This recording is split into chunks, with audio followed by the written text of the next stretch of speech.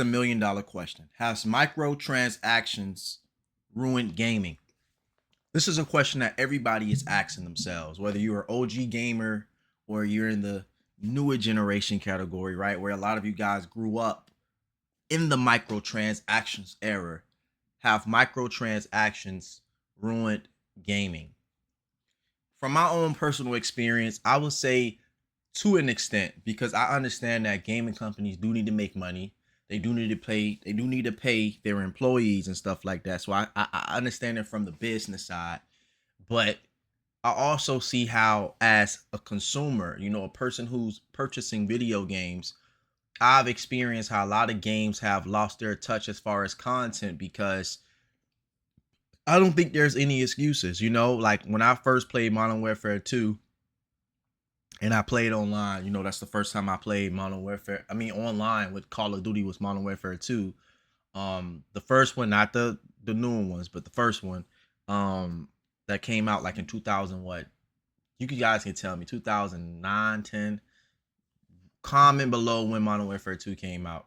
But that was the first time I played online. And I can tell you for a fact that there was a lot of content in Modern Warfare 2. I mean, when the DLCs came out and we paid about $14 or $15 during that time. If I'm wrong, please correct me, but I do remember it was in that price range. It was fun, and we literally played on all the DLCs maps, and there was more memories on it because when we paid that fee of $14, like, we cherished it, right? We actually cherished it. And I feel like today, when you pay for stuff in the game, you don't cherish it as much because they keep coming out with all of these things, if that makes sense. Like before, when you paid for something, like, you got your dollar's worth. Like, they made sure that you paid your dollar's worth. So when the DLC maps came out on Modern Warfare, like, you remembered it. You know what I'm saying? So that's my first point, was that things were more, you can remember things more, right? It was more value on it.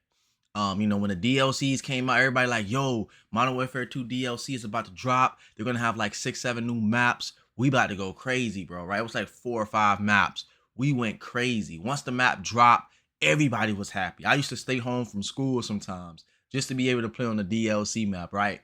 When Modern Warfare 3 came out, same thing. When Black Ops came out, same thing, right? Like Black Ops 2 and stuff like that. It was time to stay home. Like, that was the ritual, right? I would pretend like I was sick. I would stay home and I would be on the DLCs all day long, especially for the double XP and stuff like that. I actually cherished it, right? But nowadays, especially with games like Fortnite, where the game is free, but you pay for everything, you can't remember everything. Like, yes, there are things that you could remember, like certain concerts, like the Travis Scott skin and stuff like that. Eminem. But it's like, at the end of the day, bro, it's like, I don't remember half of the stuff that I used on Fortnite or half of the stuff I purchased because it's so accessible now. You could do it so many times. You don't cherish it as much. So I think that because they didn't charge you for every single thing, and 90% of the game was actually grinding, and you had to actually grind to actually reach the AK-47, I believe it was called, on Modern Warfare 2.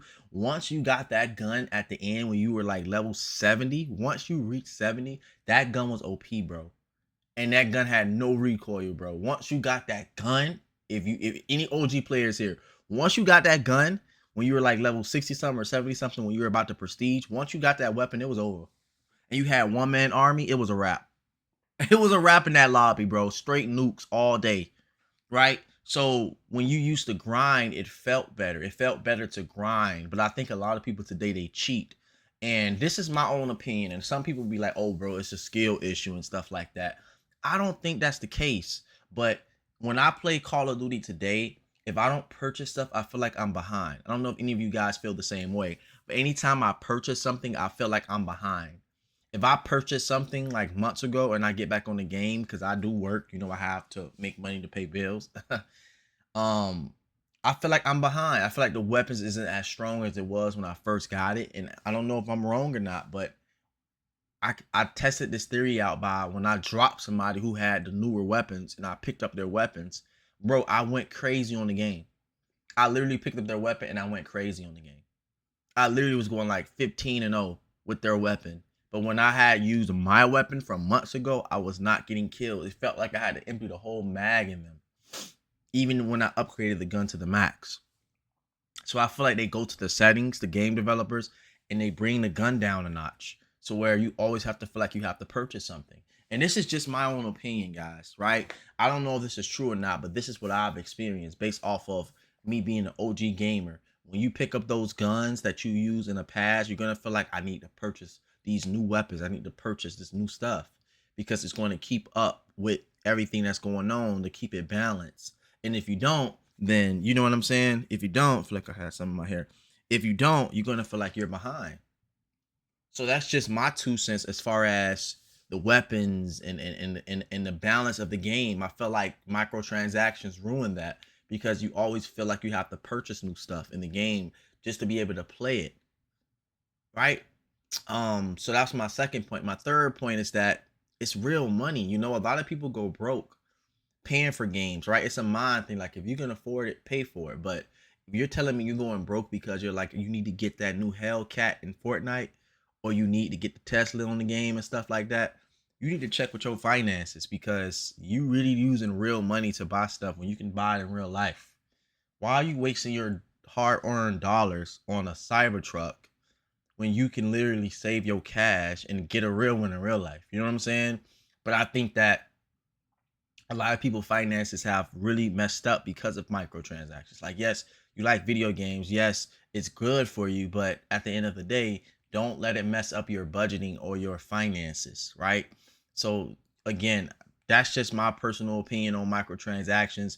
Y'all drop a comment, y'all let me know what y'all think. I think that microtransactions is a good thing, but it's also a bad thing. I think it's a double-edged sword. I think it's good because of content, but I think it's bad again because again, like I said, it's not as much value on it as it used to be.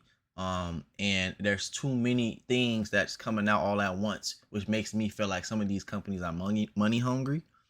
And then it makes the game less exciting because you have these people buying these OP weapons and stuff like that. So it feels like they're cheating, and like I feel like the game is lowering the guns every time they drop new stuff. They don't make the guns as good as it used to be. And that's just my 2 cents, just for people to keep up with the Joneses. But if you enjoyed this video, make sure to give it a like. Make sure to subscribe to my YouTube channel. Again, I'm Jay the Gamer. Also, I am on Instagram. My Instagram is over here. Make sure to follow me on Instagram, guys. I'm almost at 100,000 followers. I need y'all support. I'm out. Peace.